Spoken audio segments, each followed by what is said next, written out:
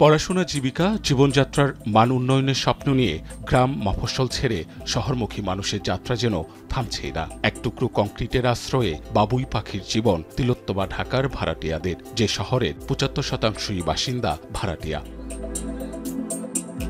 মূল্যস্ফীতির ধাক্কা, রোজগার খরচের কঠিন অঙ্ক মেলাতে যখন হাঁসফাঁস খেতে হয়, তখন বাসা ভাড়া নিয়ে আতঙ্কে নগরীর ভাড়াটিয়ারা। অপরপক্ষে বাড়িওয়ালাদেরও রয়েছে ভাড়াটিয়াদের নিয়ে নানান অভিযোগ। একটা বাড়িতে যখন একজন ভাড়াটিয়া থাকে, সেই বাড়িওয়ালা এবং তার পরিবারের লোকজন একজন ভাড়াটিয়াকে কখনো প্রথম শ্রেণীর নাগরিক দেশের এটা মনে করে না। অনেক সময় ভাড়াটিয়া দেখা যায় যে রাত ১টা-২টার সময় আমরা ঘুমিয়ে গেছি, তখন ডিস্টার্ব করে কলিং বেল লক খুলতে হয়।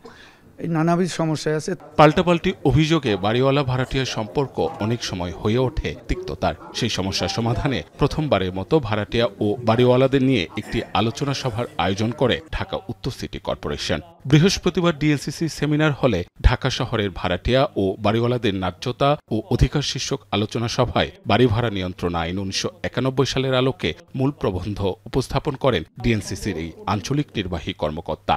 ভাড়া নিয়ন্ত্রক ব্যবস্থার দুর্বলতা। যদিও আইন নিয়ন্ত্রক কর্তৃপক্ষের সুযোগ দেয়, বাস্তবে এই নিয়ন্ত্রক পর্যায়ে যথেষ্ট সক্রিয় বা স্বাধীন নয়। দীর্ঘ ও ধীর বিরোধ নিষ্পত্তি। বিরোধ হলে আদালত নির্ভরতা বেশি। বিকল্প বিচার পরীক্ষা বা দ্রুত ট্রাইব্যুনাল গঠন আইন স্পষ্টভাবে নির্ধারণ করে না, ফলে আইন বাস্তবায়নের গতি ধীর। আলোচনায় অংশ নিয়ে ঢাকা শহরের বিভিন্ন অঞ্চল থেকে আসা বাড়ির মালিক, ভাড়াটিয়া ও নগর পরিকল্পনাবিদরা কথা বলেন বিভিন্ন বিষয় নিয়ে। সিটি কর্পোরেশন 10টা জোন ভাগ করে ফেলেছে যে ভাড়াটিয়া এবং এদের সাথে মিলিয়ে কোনো ঝামেলা যেন না হয়, ভাড়া বৃদ্ধি থেকে সব সদস্যদের দিবে, কিন্তু সেই কি কাজ করে না। ব্যাপক পরিমাণে কোচিং সেন্টার আমাদের জীবন একদম বিনাশ করে।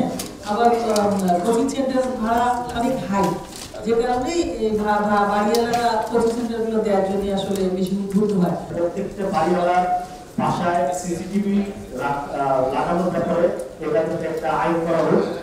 উত্তর সিটি প্রশাসক বলেন, বাড়ি ভাড়া নিয়ন্ত্রণ আইন সম্পর্কে সচেতনতা বৃদ্ধিতে কাজ করবে সিটি কর্পোরেশন। এছাড়াও হোল্ডিং ট্যাক্স দেওয়ার ক্ষেত্রে বাড়িওয়ালারা গড়িমসি করে বলেও অভিযোগ করেন তিনি। চাইলেই যে বাড়ি ভাড়া বাড়ানো যায়, এটা বন্ধ করতে হবে। ফাইন্যান্সিয়াল যে ইয়ার আছে জুন টু জুন, এর মধ্যেই বাড়াতে হবে এবং সেটা 2 বছর পরে গিয়ে বাড়ি ভাড়া বাড়াতে হবে। আপনার বাসার 1.5 লাখ টাকা ভাড়া আপনি আদায় করতে পারবেন আইনগতভাবে। সিটি কর্পোরেশন এবং ইনকাম ট্যাক্স থেকে আপনি 1.5 লাখ টাকা দেখান না, আপনি সেখানের মধ্যে 25,000 টাকা দেখায় বসে থাকেন। এখন কোনো ধরনের নাগরিক সুবিধা আমরা দিব না যদি হোল্ডিং ট্যাক্স ঠিক মতো না দেওয়া হয়। জাতিসংঘের বিশ্ব নগরায়ন সম্ভাবনা প্রতিবেদন অনুযায়ী বর্তমানে ঢাকা শহরে 3,55,00,000 মানুষের বসবাস। 2050 সালে সবচেয়ে জনবহুল নগরের বৈশ্বিক তালিকায় প্রথম স্থানে উঠে আসবে ঢাকা। এক্ষেত্রে আবাসন ব্যবস্থার গতি প্রকৃতি নির্ধারণ গুরুত্বপূর্ণ বলছে অংশগ্রহণকারীরা। মাহবুব হাসান, রিপন, এখন, ঢাকা।